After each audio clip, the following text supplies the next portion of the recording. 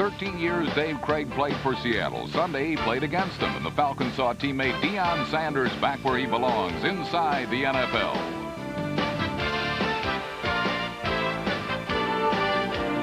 I'm Brian Burwell. Miami linebacker John Offerdahl plays a role in South Florida's recovery from Hurricane Andrew in this week's cover story.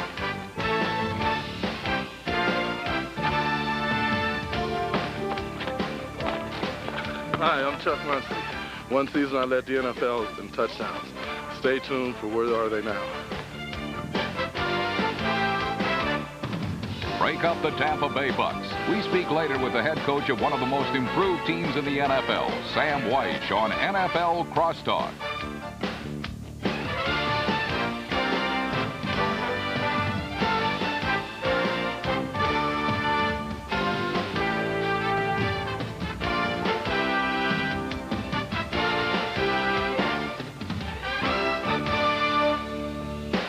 And now, inside the NFL, pro football's most informative hour, with your hosts, Len Dawson, Nick Bonacati, and Chris Collinsworth.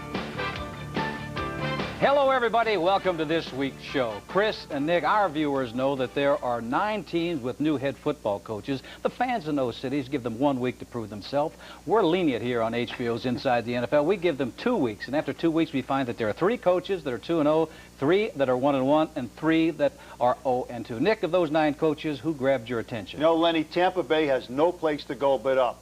Many people thought their owner, Hugh Culverhouse, was crazy when he went out on a limb and he hired a much-maligned Sam Wyche. On the other hand, Sam Wyche, he took a shot when he stuck with Vinny Testaverde at quarterback. But you know something? So far, the honeymoon looks like it's going to work out. Well, in Seattle, Tom Flores made a mistake when he let Dave Craig go. For years, the people of Seattle blamed Dave Craig for not getting that team to the next step, to the Super Bowl. But now it's becoming apparent that Dave Craig may be the only reason that that team was even competitive. Folks in Kansas City are saying, thank you, Seattle, for thinking that way, because the Chiefs feel that Dave Craig is the missing piece of that puzzle that will take them to the Super Bowl. Because Marty Schottenheimer, he doesn't ask the quarterback to win the game for him. He just says, please don't lose it. Hey, the Pittsburgh head coach, Bill Cowher, he coached under Marty Schottenheimer. As a matter of fact, Lenny, he's a Schottenheimer clone. Their philosophy exactly the same. Run, run, run. So far, Pittsburgh has run almost twice as much as they have passed so far this year. And rock-solid defense. They love that defense. They've intercepted 9 passes in 2 ball games, and they've beaten 2 playoff teams of last year, Houston and the Jets. Well, the Steelers are on their way up. How about those poor 0-2 Packers? Someone asked the head coach, Mike Holmgren, you know, where do you need help? And he said, everywhere. They're checking that waiver wire every day, trying to find a player that can help that team. They got a lot of holes to fill. Yeah, the Packers have been an ugly 0-2, but I've been impressed with Bobby Ross's Chargers. Even though they're 0-2, Bill Arnsparger's defense can play with anybody, and if they do a better job offensively of protecting Stan Humphries and just catching the football, I believe that can be a wild card team this year. You'll be happy to know a lot of people agree with what you say. The odds makers say that the 0-2 Chargers should beat the 2-0 Steelers this week. You want to see action? There were 69 touchdowns scored last weekend. The Eagles scored their share against the Cards. John Elway led a Bronco comeback. The Rams recorded the only shutout of the day, and the biggest offensive explosion happened where else? Candlestick Park. If you want the drop on last week's 49ers-Bills game, pay no attention to Jerry Rice's pregame blunder, because it didn't foreshadow anything. Instead, it was the oft-overshadowed Pete Metzelaars who started the third quarter in much the same way the first half had gone, flat out and pointedly successful. Is in for the touchdown. He broke the plane of the goal line.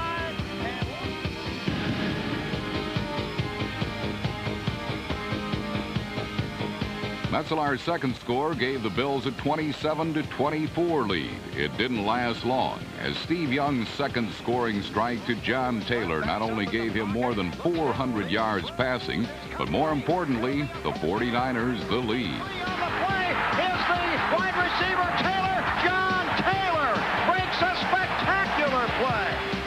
The teams traded scores and the lead seemingly at will, and in a testament to offensive prowess, the teams combined for nearly 1,100 yards of offense. He does. He runs right at the 5 and in for the touchdown. It is Thurman Thomas for the touchdown, and the Bills have taken the lead. Ironically, however, the only game in NFL history without a punt was nevertheless decided by the kicking game. With their victory, the Bills stand solidly atop their division. While at 1-1, San Francisco remains knowledgeable about faults, where kicker Mike Cofer's confidence is decidedly shaky.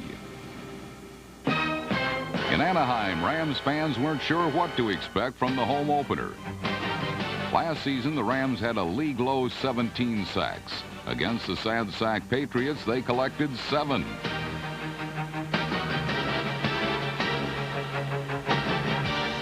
En route to their first shutout in 4 years, the Rams also intercepted 4 passes, the last of which set up Cleveland Gary for all the points the Rams would need. Second down, it comes to Gary to the left, drives inside the 5, still driving, touchdown! Great play by Cleveland Gary. Having played in 2 drubbings already, the young season has been feast or famine for the Rams. But it's a different story in Mile High, where it's always a movable feast, thanks to John Elway. But while Elway isn't sewn into the pocket, he needn't scramble to have other teams on the run. Against the Chargers, Elway didn't exactly sizzle, but he did deliver a couple of bolts out of the blue.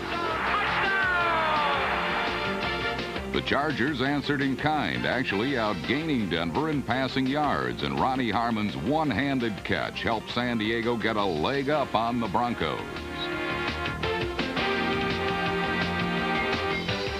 Humphrey, bootleg to the right, looking to throw, pulls up, throws, caught, touchdown, San Diego! Nate Lewis's score gave the Chargers the lead, but Elway followed with his second touchdown pass of the day, this time to Shannon Sharp. Toward the end zone, touchdown! Leaping catch by At 2-0, the Broncos are once again in the rarefied air of first place, but truth be told, they've hardly been a soaring studies of supremacy. And if the Broncos hope to remain in the area of the AFC West, they'll have to raise their level of play to match their next opponent, the Philadelphia Eagles. Randall's back. He's looking. He's floating it to the end zone. Touchdown, Calvin Williams. While the Eagles were enjoying Randall's return from injury, the Cardinals were forced to use backup quarterback Chris Chandler for the second time in as many weeks. And in the spirit of substitution, the Eagles traded tackling for chasing as Ernie Jones waltzed through the Eagles secondary to give the Cardinals a 14-10 lead. It didn't last, thanks to the most accurate passer in the league. How about some play action here? Let's see. Cunningham straight back. He is floating it to Barnett. Touchdown! First and 10, ball near the 30. Cunningham back. He's loading up. He's going deep down the far side. In full stride is Arkansas Fred at the 5. Touchdown! The Eagles have a... Cunningham's easy athleticism belies the TNT in his right arm. And if the first 2 games are any indication, Randall is back. The league's best defense never left. He's looking now. He's being chased. He is being hit. He tries to throw the ball. It's intercepted. And running in for... Having already knocked one quarterback out of the game, Gang Green seemed content to add insult without further injury. At 2-0, the Eagles are undefeated and undaunted heading into next week's showdown with the Broncos. The Philadelphia Eagles take on the Denver Broncos on Sunday at Veterans Stadium. This showdown will match up 2 of the 9 remaining undefeated teams. And gentlemen, it also matches up 2 of the most athletic quarterbacks in the history of the game, Randall Cunningham and John Elway. Yeah, and John Elway has become a one-man offensive show for the Denver Broncos. They have no running game whatsoever to speak of. When you take out the times that Elway has run the football himself, the Broncos have been averaging less than 40 yards per game on the ground. And given the way the Philadelphia Eagles get after the quarterback, if the Broncos don't have a running game, it could be a painful experience in Philadelphia for John Elway. You know, Chris, I think the Denver defense should go into this ball game with a lot more confidence. The reason Randall Cunningham is not scrambling, he's staying in the pocket. Cunningham used to kill teams when he came out of the pocket and made the big plays. But against Denver, Denver now can tee up and go after him. And with their great linebacker, Mike Kroll, I think they can add to the 10 sacks that Cunningham has suffered in the first 2 ball games. Oh, so you're picking the Broncos. Listen to this. No, I don't think I'm going to go overboard because John Elway said he's getting hit so much so far this year that if it continues this way, he will not make the season. John, all I can say is button up tight, send out an SOS, I like the Eagles. Also, if you see John Elway looking to his left a lot more than usual this week, that's because he has a rookie offensive left tackle, Russell Freeman. And John is right-handed. That's his blind side. And Russell's going against all-pro defensive lineman, Clyde Simmons. And he's just coming off a 3-sack game. So I got to go with the Philadelphia Eagles. Chris, what about you? Yeah, and the Broncos aren't going to be able to tee off against Randall Cunningham, and that's because of the job that Herschel Walker's been doing running the football. 2 straight 100-yard games, and he has finally given the Eagles that balanced offense that they've been looking for. I like the Eagles in this one. You know, if Elway thinks the Eagles are going to be tough, just wait, because his schedule calls for him playing 3 other teams in that NFC East. Super Bowl champion Redskins picked up their first victory of the year, and Minnesota coach Dennis Green picked up his first loss. The 2 teams that dominated the 70s, the Pittsburgh Steelers and the Dallas Cowboys, are staging revivals.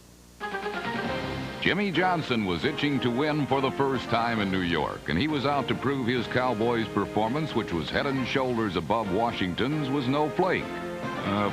Sean Landeta will punt. The kick right off the punt. Robert Williams at the 4. Rolls to the goal line. Touchdown, Cowboys. In 2 games against the last 2 Super Bowl champs, Dallas has dominated on special teams, defense, and offense.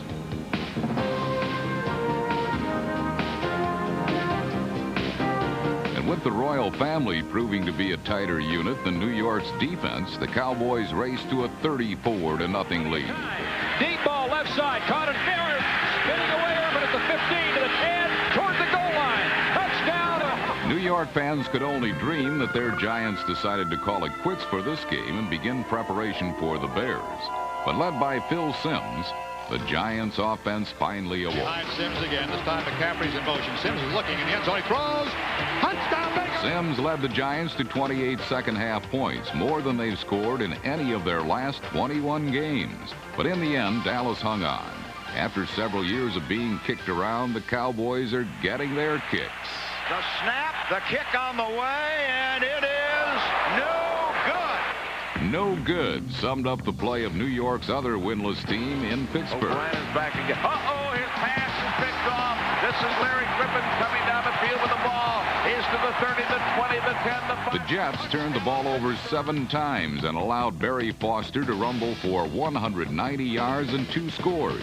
The best performance by a Steeler back in 22 years. Foster running the right, coming down the sideline, the 40, the 35, the 30, running for dear life, the 20, the 15, the 10, the 5, hit into the end zone. Pittsburgh's Barry surprisingly leads the NFL in rushing, but Detroit's Barry still made some moves to marvel at Sunday.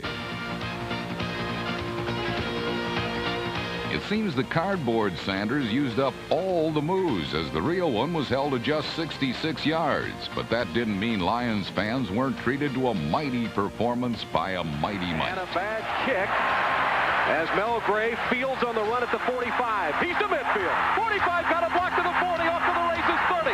Cut near side 20, now to the 15. Weaving his way to the end zone. Touchdown, Lions. Oh, my, Mel Gray goes 55 yards for the touchdown. 5'9" Mel Gray made the Vikings look like a skeleton of their former selves. And after a ball-jarring hit by Mike Kofer, a ball with plenty of meat on his bones bounced into the end zone. Left side, and he's pulled down. Great tackle made there. Fumble. Kofer made the tackle. Ball picks it up on the run and scores. Jerry Ball's touchdown and plan for economic reform has him a favorite in Michigan this fall. Ball plans to take these potato heads to meet the Vice President Sunday at a seminar for improved higher education. And while Ball's in the nation's capital, he and his teammates will tee it up with the world champs. I play like on Tuesdays on an off day. Yeah, maybe Friday afternoon. Yeah. Talking golf here, man. This guy can play. No, he's a man. He's a man. Back in the swing of things were 2 of Atlanta's superstars.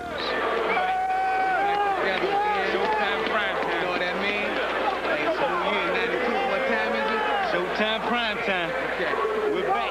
And back home looking for a win was Washington. Come on. Listen, we're not getting paid to play. We're getting paid to win. Now let's go out and get right after, right on the start here, knock them back out the other end. Let's go, baby. Let's go. It was a play known as Purple Throwback, and it made every team in the NFL green with envy that Washington has Desmond Howard. 45. Throws it across to Desmond Howard. He's the far side 50. He scoots to the 40. Uh-oh, watch out to the far side 20, 15, 10, cuts back. Touchdown, Washington Redskins. Oh, was that fun? The rookie's first touchdown on a 55-yard return. Hey, you ran like a big boy.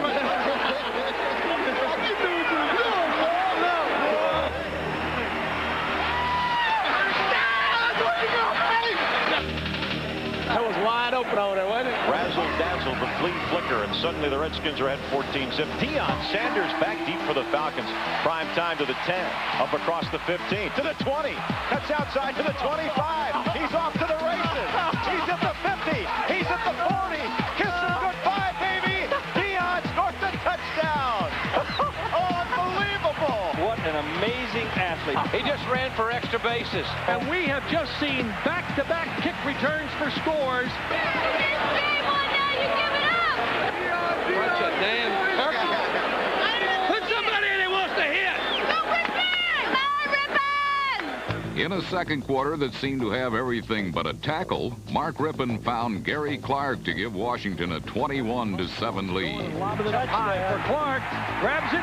Touchdown, Washington Redskins. And while Redskin fans celebrated the apparent return to form of their quarterback, I'm beating, hitting, and every time I beat the Redskins tried to find a way to get to Atlanta's. What that lineman doing, he's cutting you. Then when you get up, you got a back to that waiting on you. No, a lot of times he didn't even cut me. I got by him. As soon as I got by him, I'm licking my chops. That's it. And here comes the back. Kurt Govea was licking his chops on this blitz, but a clutch block by Houston Hoover helped pull Atlanta to within 7. Has time, goes deep down the field. There's Haynes at the 50-yard line. He's down to the 40 of the Redskins, to the 30. Michael Haynes could go. He beats Green. Touchdown, Falcons.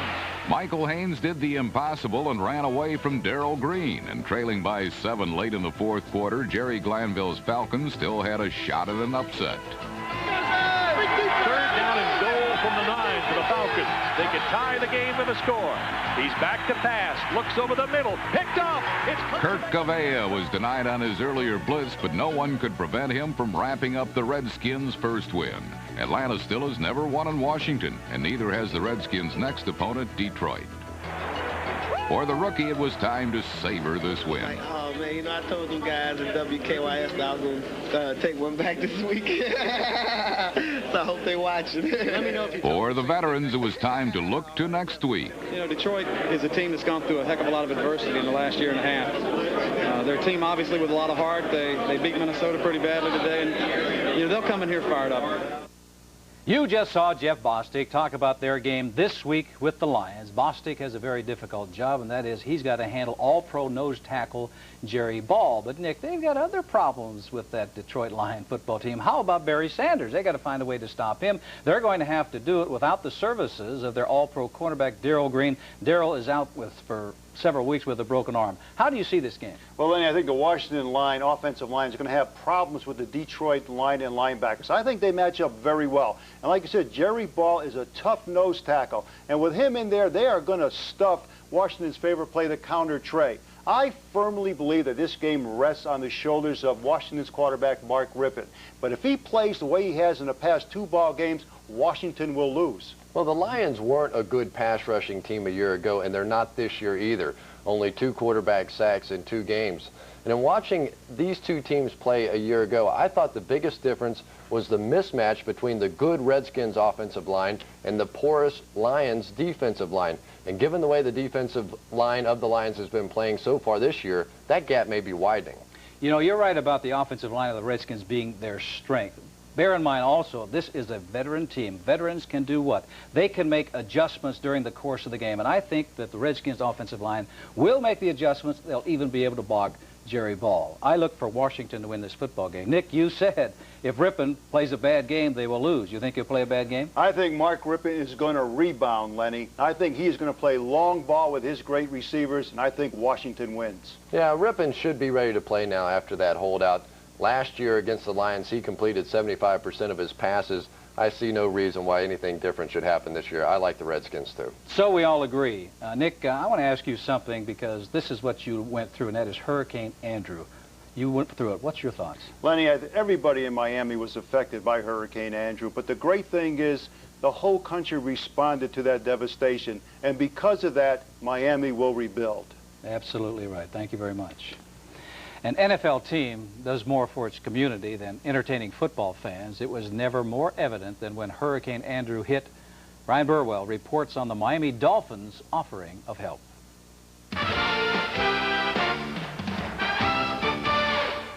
On a glorious Sunday afternoon with 70,000 people screaming your name, it's easy to understand how a football player can be confused into believing that what he does is somehow a life and death struggle.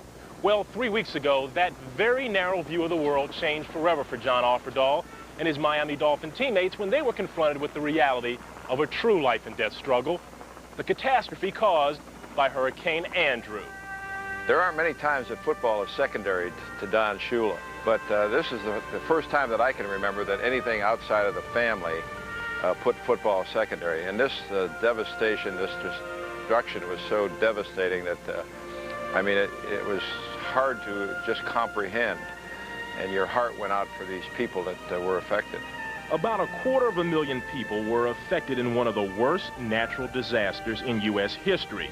Anticipating widespread food shortages, Dolphin linebacker John Offerdahl and employees at his bagel company worked overnight and were part of the first relief effort wave to hit the ravaged areas. We were kind of shocked by the damage, but the further we drove into it, the worse it got. And by the time we got to the center of the storm where the eye passed through, we really weren't talking, we were just looking. At that point, there was not that much relief going into South Dade. Now, there's plenty of food out there. But at the very beginning, when Offerdahl went down there with his 6,000 bagels and his 15 employees and whatever, that was very necessary. Offerdahl made more visits to the hurricane zone, this time joined by many members of the Dolphins organization. To most of these young millionaires, it was a sobering blast of reality, a vivid, everlasting memory. Kind of like living across the tracks from a ghetto. You really never exposed to it. You never touch it or feel it until you go down there. You know, you can remove yourself from that type of lifestyle, and you really have nothing to worry about, nothing to lose or gain by just avoiding it. But when we went down, and teammates who have, you know, a lot of things to be thankful for went down there, we realized how fortunate we were, but then again how unfortunate so many people were, and that we were in a position to help them and to, you know, touch a lot of their lives. Football was no longer so important. Human survival was. Catastrophe and recovery overshadowed everything, including a 10-month comeback from a potential career-ending knee injury that halted Offerdahl's '91 season after just 6 games. It definitely showed me the same thing I think it showed Coach Shula. You go down there and you just see it, people's lives are devastated. And here, you know, football is just this job for us, job that, you know, us football players take seriously, and I know Coach does too, but when you find people's lives, everything they've worked up to and for, ruined in, you know, one night's worth of storm, just really shook my wife and I and the people that went down there. Yet most of Andrew's victims tried not to feel so down. They simply got up and moved on. It's hard, it's not easy, but, you know, if you get down, like, you feel sorry for yourself, you feel sorry for everybody else, you're not going to do anything. Life goes on. Life goes on. From afar, it might seem obscene mentioning football in the same sentence with this hurricane, but football has become a pleasurable distraction for some of Andrew's survivors.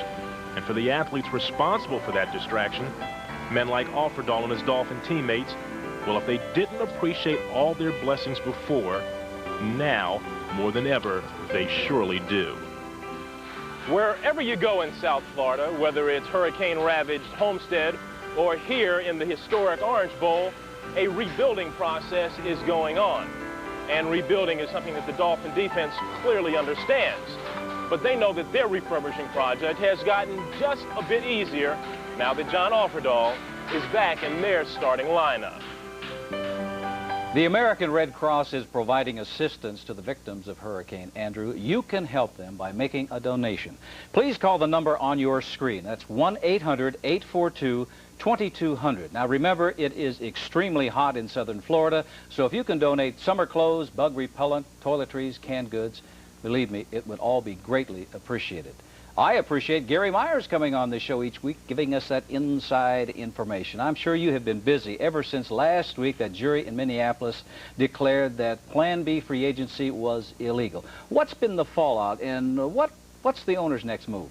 Well, Lenny, the first casualty of last week's ruling will be expansion. The NFL had planned to expand by 2 teams in 1994, but that's not going to happen now. Basically, what the owners are going to say to the players is, if you continue to sue us around the country, we're not creating 120 new jobs for you. Also, they don't want to expand while there's some labor unrest. They don't want new owners coming in the league in that climate. And another 400 jobs were lost on Thursday when the league decided to suspend World League operations for a year. There's something else that came down after that decision. 10 players who were under contract with clubs but couldn't come to an agreement on what they should sign for decided to sue the National Football League. Among those players, all-pro tight end Keith Jackson. They say, we want free agency. We want it now to sign with any club. What's the status of that? Well, they might find out on Tuesday if they get it right now, because that's when the case goes before Judge Doty in Minneapolis. There's a couple of possibilities here. The judge could rule that these players are immediate free agents, in which case I would think the league would immediately appeal, or he could decide it belongs before a jury, and that will take a while, in which case their rights would belong to their current teams. I want to ask you about Keith Millard, the defensive line with Seattle. I saw him play against the Chiefs on Sunday. I was very surprised to see that they cut him on Wednesday. What is the skinny behind that? Lenny, people around the league tell me that on the plane ride back from Kansas City to Seattle, Millard got very upset with a lot of teammates on the plane about the way they played, about the way they were handling the loss, and the next day, Tom Flores cut him. This is a very costly trade for the Seahawks. Not only did they give up a 2nd and 3rd round pick from Millard, but between bonus and salary, it's going to cost them almost $1 million.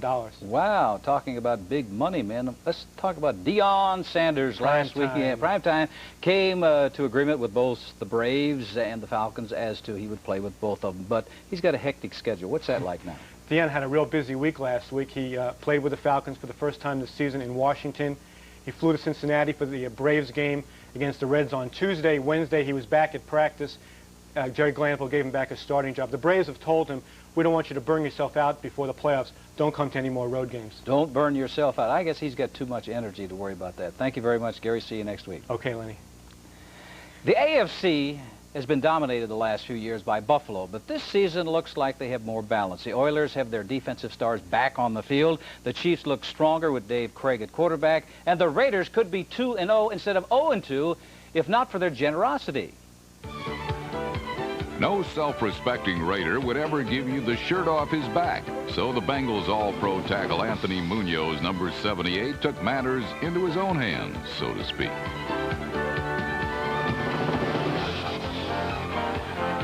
Cincinnati won the ground war hands down, or more truthfully, hands on. And led by talented Harold Green, they rushed for 180 yards and 2 touchdowns. However, the Raiders flew uncontested in the air as Jay Schrader passed for almost 400 yards and 2 touchdowns. The seesaw game was tied at 21 after 4 quarters, but in overtime, the overachieving and opportunistic Bengals pounced on their 2nd straight victory. Land at the 10 to the 15, and get on it! Get on it! And the Bengals got it! Woo! Wow! See this end right now. Special teams making 2 big plays today. Johnson will hold. The ball is snapped, placed down, and booted. It's high enough. Yep. It's deep enough. It's good. See ya. That's it. While the 0-2 Raiders stumbled to their 2nd worst start in 28 years, David Shula had won 2 games before his illustrious father had won 1. It's Raiders. Who would have thunk it? The thinking in Kansas City is that the acquisition of quarterback Dave Craig will help the Chiefs emerge into the Super Bowl spotlight. On Sunday, Craig's new team faced his old one, the Seahawks, and the quarterback's regular season debut in Kansas City got off to a smashing start. Another step on a journey. Let's do it our way, one play at a time. Let's get after the wrath. Let's go.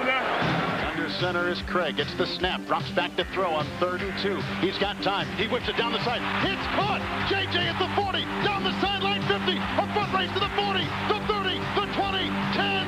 5. Touchdown. Craig connected with J.J. Burden on the game's 3rd play from scrimmage, but Craig's replacement in Seattle, Kelly Stoffer, was determined to make his own mark with the Seahawk offense. Stoffer pulled Seattle even in the 2nd quarter, and the underdog Seahawks stayed close well into the 2nd half. We got to execute. That's all we have to do. Just like that. They didn't expect this. They didn't expect this. They thought they had some walkovers coming up in here. They in for a big surprise. They in shock. They thought they'd be winning like 21-0. Come on, you're pulling up with your women. Come on, defense. The Chiefs' defense responded, forcing 4 second-half turnovers and continuously punishing the ball carriers. It's a jungle out there, baby, and if you ain't ready to be in that jungle, you better go home. Kansas City's tomahawk defense and stampeding ground game took over and made any Seahawks talk of victory all wet. No more running. No more. Seattle defense. It is. It was linebacker Lonnie Martz who doused any final Seattle hopes. Faking the handoff, getting a block, falling backwards, placing a pass. It's intercepted. Picked up on the play by Martz. Down the near side 30 to the 20. Breaks the tackle. Down the sideline. 15, 10, 5. Touchdown! In both their games this season, the Chiefs' defense has taken advantage of subpar offenses. Their first true test of the season comes this week against Warren Moon and the Oilers, and Dave Craig may have to prepare for his first real shootout as a Chief. A man like you, a man like me, for example, is very happy right now. All right. The attitude is where it's at in this locker room. The attitude. A bunch of people had to step up today in the absence of some guys that were down or went down, and you did it. And that's the fiber of a team, the attitude. And my hat's off to you. And now we got 2, and we will continue to stay where we want to stay as long as we keep doing it the Chiefs way. Hell of a job. Let's make sure we're all here tomorrow. I know you're excited about the fact we get our photo taken. Oh, all right, Mark. Good job. The Indianapolis Colts' itchy-twitchy feelings soon turned into an achy-breaky heart. And while these Colts are no longer pushovers, their inexperience sometimes makes them palookas. A quarterback blitz by 180-pound Darrell Lewis was met by 2 Colts weighing 550 pounds.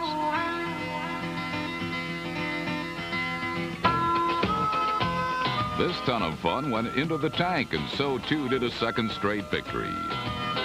The veteran Oiler offense enticed the frisky Colts into blitzes, then ran a running back into the vacated area. Setting up the screen for White. He stumbles. He's still on his feet. Breaks the tackle. 40. Midfield. Colts territory. Cuts back inside. He's at the 35. He's going to go all the way. At the 30. At the 20. It is a touchdown for the Oilers. Lorenzo White. 69 yards for the score. This Sunday, the Oilers hope to leave the Chiefs like they left the Colts, achy and breaky with more heartbreak dead ahead.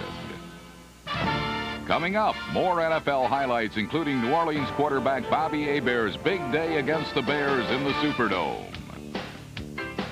The colorful head coach of Tampa Bay, Sam Wyche, joins us on NFL Crosstalk to discuss the new and improved Bucs, one of the league's biggest surprises. And Where Are They Now features former Chargers running back Chuck Muncie in his first interview since serving a prison sentence. Let's go back to 2 teams we've just seen highlights of, Kansas City and Houston. They're playing each other this week in the Astrodome. And, gentlemen, I'm looking forward to this game. The crowd will be singing, "I love you, blue," and they'll have that guy in the Oilers cap and everything else yelling and screaming. 2 teams that last year went to the playoffs. This year, they have hopes of going all the way through and winning the Super Bowl. Chris, how do you see the game? Well, everybody talks about Houston's offense, but they have a terrific defense, especially on that defensive line. William Fuller and Sean Jones last year combined for 25 quarterback sacks, and neither of them played in that opening day loss against Pittsburgh. If the Chiefs get behind early in this one and have to abandon their running game, they will not be able to protect Dave Craig. Well, the strength of the Chiefs is their running game, Chris, and it's been less than spectacular so far this year. But there is a reason for that. Defenses are not stupid. They're putting up a tight 7-man line, and they're bringing their strong safety nosing around the line of scrimmage also. What they're doing is daring David Craig to fill the air with footballs, and this is not the strength of Craig. But if they're going to have any chance of beating the Houston Oilers this week, he has to throw on first down. He has to loosen up that defense. He has to give that running game a chance. Well, David Craig has on occasion thrown the ball on first down, second down, a lot of times on third down, but a couple of reasons why the running game has not gone well so far, and that is the left side of the offensive line. John Alt, the tackle, David Zott, the guard, missed most of the preseason because of injuries. Also, big Christian Okoye didn't sign his contract until just before the season got underway. He missed the first regular season. He is going to be back and running. I think this week the offense is starting to gel, and I think they will be able to move the football on the Houston Oilers. Defensively, the Chiefs match up well against the passing attack of the Houston Oilers and Warren Moon. They've got Kevin Ross and Albert Lewis back there, and I think they're going to handle that. I think the Chiefs are going to win. Nick, what do you think? You agree with me? Well, I agree with Chris. The defensive line is too strong. I like the Houston Oilers. Yeah, on a neutral field, maybe the Kansas City Chiefs. But at home in that dome, I've been down there too often. I know that's a tough place to win a football game. I like the Oilers. Hey, the dome is not going to bother the Chiefs. Last year they went down there. They held Warren Moon and the offense to just 17 points. Speaking of quarterbacks, there were several quarterbacks on a roll last week. Vinny Testaverde had a career day. And how about the show Bernie Kosar and Dan Marino put on Monday night? And in the Superdome, the Saints' Bobby Hebert picked the Bears apart. Welcome to New Orleans, baby. Thunderdome, Cajun Crunch. Have a cold ride home. Long ride up north. Go Saints. Cha-ching. On a beer. Yeah. Oh, yeah. Nothing like a Bears game, baby. Nothing like a Bears game. Yes, yes, yes. And there's nothing like the menacing Bears stare. A pregame ritual calculated to intimidate opponents even before the game begins. Come on, come on. Let's go. From the beginning. Haul ass down there. You haul ass. You don't get lost on anybody. You rip through the block. You make something happen right off the bat. Let's go. The first half was a defensive slugfest in which neither team scored a touchdown. But in the second stanza, the Saints attack strapped on their helmets and went to work. A beautifully executed double play fake fooled number 95 Bears defensive end Richard Dent not once, but twice, allowing quarterback Bobby Hebert to step up and unload for the first touchdown of the day. Wide open, Eric Martin, 25-20, 15. He's going to score. Touchdown Saints. 52 yards to Eric Martin. Two straight Saints touchdown passes proved to be mere prologue for the main act. A pair of defensive touchdowns as the hard-charging New Orleans defense took center stage.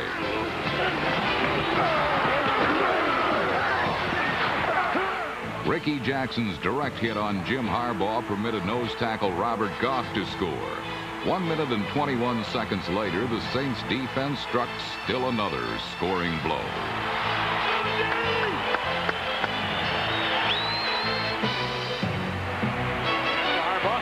But up sideline, overshot Lewis. Steps it down the right side. He's going to go all the way. Down the right side, Reginald Jones for the touchdown. 68-yard interception return. Are you sure that Harbaugh was on the cover of Sports Illustrated this week? Well, that might explain it.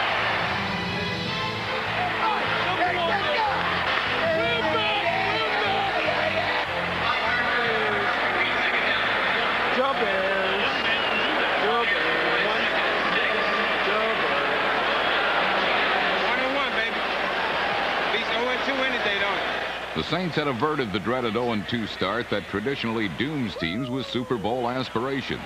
Saints number one today, baby. It was good when you get 2 turnovers and you score 2 touchdowns like that. That's something we try to do, is get the turnovers and try to score with it. And it worked out well today. But our guys did a great job. Ricky did a great job getting the ball out. And our defense played tremendously well today. Due to Hurricane Andrew, Dan Marino and the Miami Dolphins opened their season on Monday night, 8 days late, but right on target. Backs from the 25. Marino back to throw. Looks. He fires. Corner of the end zone. Touchdown. Goes Miami took a commanding 20-3 lead into the final quarter, and for the many who went to bed and missed Cleveland's remarkable comeback, here's what happened. Let's get the first down as he breaks 2 tackles, gets out to the 30, fumbles the ball. David Brandon has it. He's going into the end zone for a Browns touchdown. In the space of 6 minutes, the Browns' dog defense provided 1 score. Bernie Kosar, hobbling on a broken ankle, passed for 2 more. Kosar to throw, looking left. He might run. Bernie's in trouble. Dumps it for a touchdown to Mark Bavaro. The fans in Brownstown thought they had witnessed a miracle. But with only 1:15 remaining, the miracle belonged to Miami and Marino. Back he goes in the pocket, across the middle. Great catch at the 1-yard line. Give off to Higgs. He is into the end zone for a touchdown. He went over the top over left guard. While the Browns gave their fans late-night fits, Packer backers wiped their eyes in disbelief over their team's performance against Tampa Bay. Poor play by quarterback Don Majkowski was matched by his teammates as Green Bay literally slipped and slid and handed the game to the Buccaneers in the game's early minutes.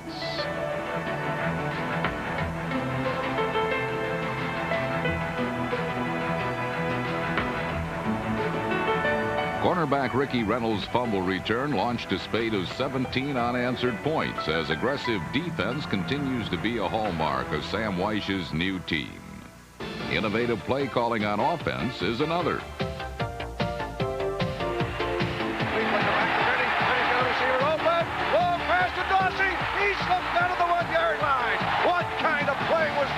It's the kind of play the Bucs now make with Vinny at quarterback. Blitz threatened from the inside. Comes back to throw, goes to the end zone. He has a receiver. Touchdown, Mark Carrier.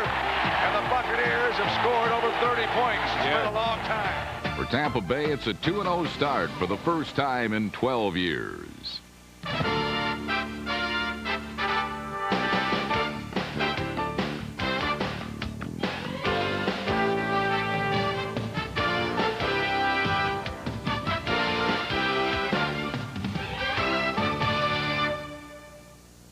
The Tampa Bay Bucs were the NFL's youngest team from 1988 to 91, but this year under first-year coach Sam Wyche, they brought in 20 new players, including 14 veterans, 6 of them over 30 years old. Has it helped? Well, the offense has turned over the ball just once and committed just 1 penalty in the first 2 games. Chris Collinsworth is with his old coach, the man who cut him and made him a star on HBO's Inside the NFL, Sam Wyche. They're now on NFL Crosstalk. Sam, they don't give you time to shave in Tampa. Is that the new story? Is that, do I look like I haven't shaved? Thank you so much. Boy, I can wave you one time. You give me I just walked off the practice field. We've been getting ready for Minnesota. Well, you know what they say about payback. But you took over a team that had lost 10 or more games 9 years in a row. What was your first priority when you went to Tampa? What did you say to those guys? Well, really some of the things that I said to you when you were with the Bengals and in that group, the first thing I wanted them to do was feel like I had some credibility and they could trust me. They could believe that we were going to put them in a sound situation where they could have a chance to win. I gave them the old story, which is a true one, that we're going to treat everybody fairly. In order to do that, we had to treat everybody differently because everybody's made different. Some people need to be kicked in the tail to be motivated. Others need to be hugged around the neck, and so we're going to treat them all the way we think we can get the best out of them. And then we started, I actually snookered them a little bit. I asked them a question. I said, how many of you want to be on a winning team? Well, they all raised their hands. And I said, how many of you want to win? Well, they all raised their hands. And I said, everybody that's like that, get out of here. We don't want any part of you. How many of you guys want to be part of the reason that we're going to win?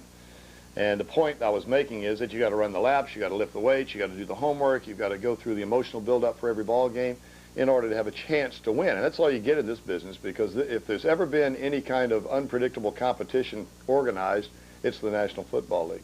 Well, at the beginning of the year, I know you released some of your more outspoken members of the team, guys like Jesse Solomon, Tim Newton, Bruce Hill, just to name a few. Did you feel like that you had to gain control over the clubhouse in Tampa? Well, you know how I feel about outspoken people. I don't like them getting in my way of being outspoken. I don't know. I think that we just made decisions on an individual basis that what was the best course for this team to take. Some of it was, some of it involved the team just going so far in training camp with holdout players that we didn't think that they were going to be able to come back and enter into the team and us have the harmony that we wanted to have. Others we just made personnel decisions on that we felt like somebody else maybe would do a better job. Well, the story in Tampa has been the turnaround of Vinny Testaverde. Most Buccaneer fans considered him to be a bust. What did you discover about Vinny that nobody else saw? Well, I'll tell you what I saw. I heard all the stories, and I went through, you know, I had lots of banquet circuits that I could sit next to somebody who could chew on my ear a little bit and tell me about Vinny, but I found one thing for sure right off the bat. Number one, God gave him a lot of gifts. He's big, strong, he's got a quick arm, an accurate arm, he can throw hard, has the gentle touch, he's, you know, plenty of smarts, he's got plenty of poise under the center. He's got everything that the great quarterbacks have. We wanted to put him in a system so he could highlight those things and put people around him that could give him a chance to perform. But I don't buy the one that he hasn't had good coaching. I think he's had good coaching. But I think sometimes you just move in and out of a system. You never quite get settled in. So one of the first things I did with him, when I sat down, I said, here, look at this, 5-year contract. I'm going to be here for a while.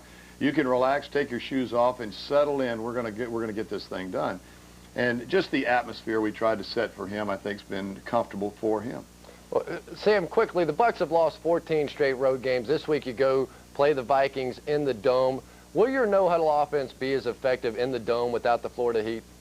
Well, I tell you what, I think the Florida Heat adds to the no-huddle offense, but the no-huddle does cause problems defensively that they don't see week in and week out when teams go back there and stand for 20 seconds and caucus before they come to the line and run a play. We'll still have it. If the crowd enters into it, we'll go back into our little sugar huddle and we'll talk privately and come to the line of scrimmage. But we like that rapid-fire, fast-break kind of offense. It's our style. All right, Sam, thanks and good luck.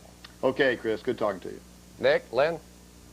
Chris, thank you very much. Nick, there is a relaxed and energetic Sam Weiss, but he's 2-0 right now. You know there's going to be some downsides to the season. You think he can maintain that level? Well, and this sort of reminds me when Don Shula came from the Colts to the Dolphins in 1970. We were a young team, we were hungry for wins, and we knew that he was a great coach, and we bought his philosophy. Sam Weiss goes down to Tampa Bay. They are a talented team. They are hungry for wins, and yes, I think they will buy his philosophy, and there will be a turnaround in Tampa Bay. Well, if the Bucs make a turnaround, it's going to be a whole lot easier than the turnaround that the subject of this week's Where Are They Now made. One-time Chargers running back Chuck Muncie knows the glory of scoring 19 touchdowns in one season and the shame of a jail sentence. Kurt Gowdy has the story.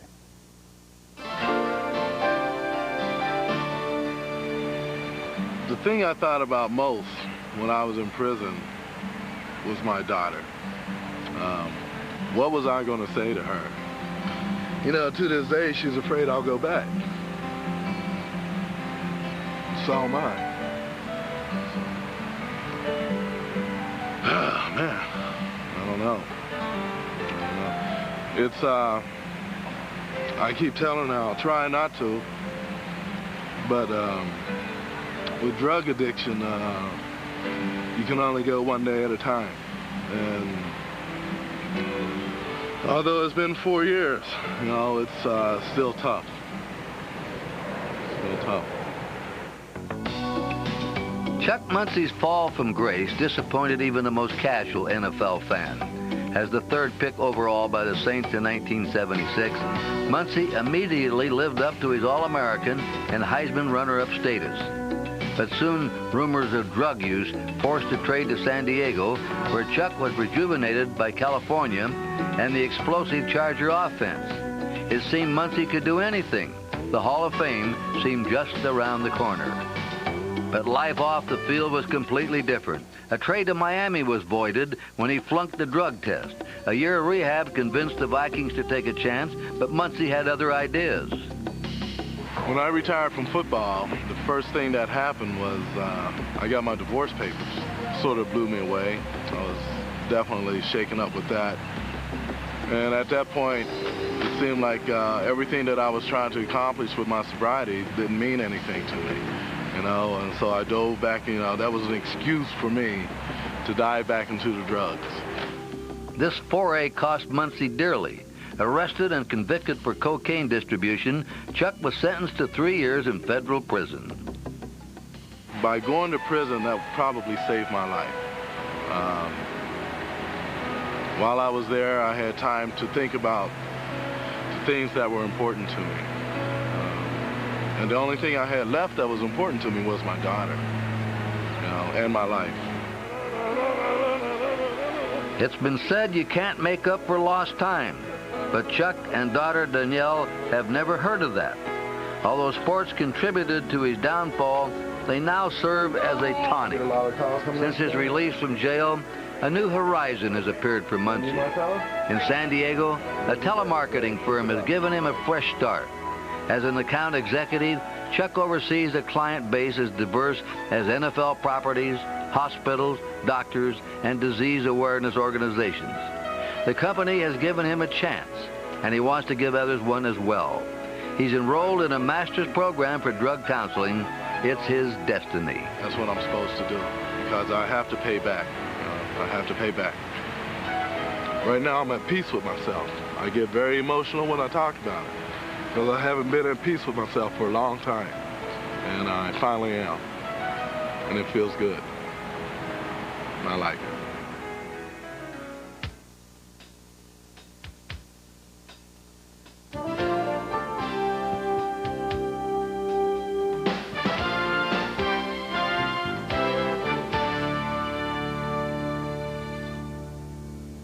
I sure hope Chuck Muncy's problems are behind him, because I thought he was a terrific talent when he came into the league. Speaking of talent, I'm surrounded by it. These folks know how to make these selections each and every week. A good example. Let's take a look at last week. Yes, 12-2, 12-2, 11-3, 10-4. I must congratulate you, gentlemen, for a job well done. Now, how about for the season, although that has been brief? Let it in now. Let it in now. Do your bragging now. All right, but it is early. All right. Earlier on the show, we discussed and made selections on some of the other games. Here are the rest of our picks, starting with the games that we all agree on. The Raiders will beat Cleveland. Brinovich versus Phil Cox. Miami will defeat the Rams. Dallas will remain undefeated, beating Phoenix. San Francisco will beat the Jets. Ken O'Brien will start at quarterback for New York. Buffalo will beat Indianapolis. The rest of the games now in more detail. Chris, I'm going to start with you because you're leading the pack. We've got Cincinnati playing at Green Bay. Yeah, Cincinnati right now, second in the league in rushing. Harold Green has become a legitimate star in the National Football League. I look for them to continue this role. 3-0 for the Bengals, hard to believe. You know, I got to admit the Packers have the look of one of those 1-in-15 teams from the last few years, the Cowboys, the Patriots, and the Colts. However, Bengals gave up 380 yards passing last week to Jay Schrader. I like Green Bay at home. Well, I think that the Bengals, Chris convinced me that they have a defense. They've got guys who are attacking the football, and for some reason, David Shula looked to the heavens after the game and thanked someone. I'm taking Cincinnati. Well, I think, as we said earlier, that Mike Holmgren is looking at their waiver wire every day for help. I look for Cincinnati to win this football game. All right, we got New Orleans at Atlanta. The Saints have allowed 1 touchdown in the first 2 games, Gary. You know, but Lenny, I don't like their offense, and, you know, although Jerry Glanville's teams are probably the most unpredictable in the league, they always seem to play well at home. So Deion's going to be starting this week. I like the Falcons. Well, you know, they're so emotional. The Falcons will be up high as a kite. But one thing's for sure, we all know, is that New Orleans is going to show up at one hell of a defense. I'll take the Saints. Yeah, I agree with that. The Saints defensively just too tough, and they shouldn't be bothered by that Georgia Dome. I like the Saints on the road. Well, Neon Deion is back, but as you all mentioned, they've got the defense with the Saints. I like the Saints as well. All right, and Nick, we got Pittsburgh at San Diego. Steelers #1 in rushing. Yeah, you know, but San Diego has that good defense by my old coach, Bill Arnsparger, and I love him. But you know something? I really think the Steelers have a terrific defense. They have a good running game with Foster. Good quarterback in O'Donnell. I like the Steelers. Well, the strength of the Steelers is their running game, but that is also the strength of that San Diego Charger defense. I think they'll win their first one at home. Not a good move for the Steelers to cut Louis Lips on Thursday. However, the defense has got 12 turnovers in the first 2 games. That's kind of tough to beat. I like them to win in San Diego. Well, I tell you, the Steelers have won 2 ball games in a row, but they have not faced a running attack like they're going to see against the San Diego Chargers. I like San Diego at home. All right, we've got Seattle versus the Patriots. Patriots didn't do well last week. 7 sacks. They also had 5 turnovers. Tough to pick this one. You really don't know. But the Patriots were shut out last week by the Rams, so I guess Seattle on the road. This is a tough one. I'll take Seattle, though. You know, the Patriots is their first home game. They don't get much support at home. They had to reduce the price of tickets this week to try to get some fans into the ballpark. However, Seattle may be the worst team in the AFC, so I like the Patriots. Well, you know something, Gary? The one thing that the Patriots they do have a defense. Millen, the quarterback, is average, but they do have a good running game. I think the Patriots at home. Well, Seattle also has a good defense. They displayed that against the Chiefs last week. I like the Seattle Seahawks. You're an AFC West guy. All right, Tampa Bay at Minnesota. Gary Testaverde, 22-25 last week.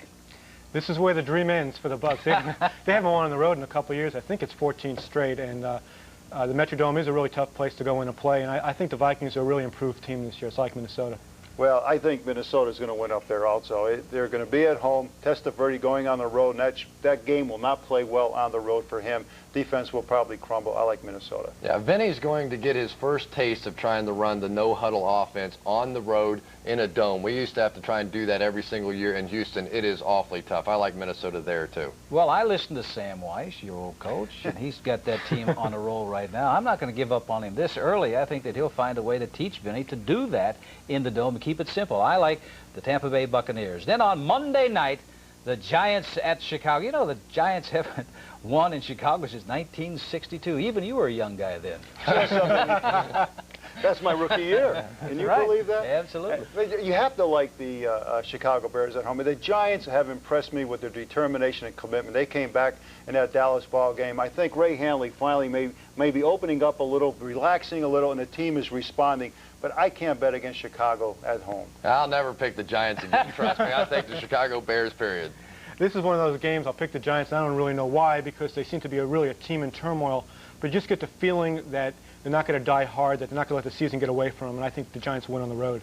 Well, I think it's going to be the Chicago Bears. The Giants have got some people that are hurting right now.